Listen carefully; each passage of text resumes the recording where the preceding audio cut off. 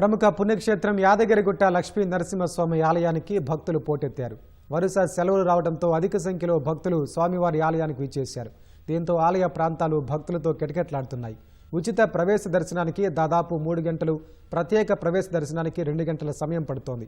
ఆర్జిత సేవలు, నిత్య పూజల్లో పాల్గొని మొక్కులు తీర్చుకుంటున్నారు.